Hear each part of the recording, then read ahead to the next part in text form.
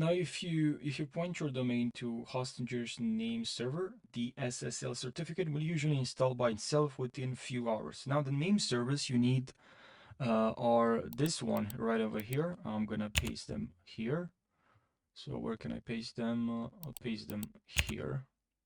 These are the name servers. Now you probably installed them, but maybe it didn't work. For some reason it didn't work and you want to do it yourself. So just to go to security.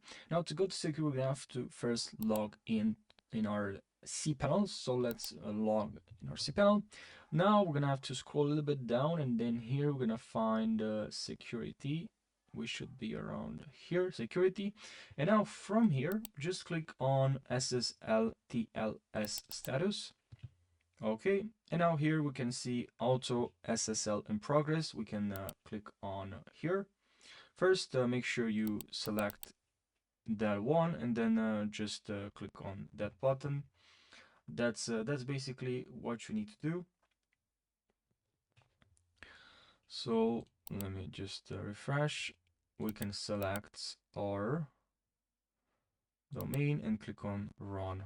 Auto SSL is in progress. So you can also view it's validated for me, but if it's not for you, that's basically what you need to do. So yeah, thanks for watching. If you have more questions, leave your questions down below, and I'll see you in the next video.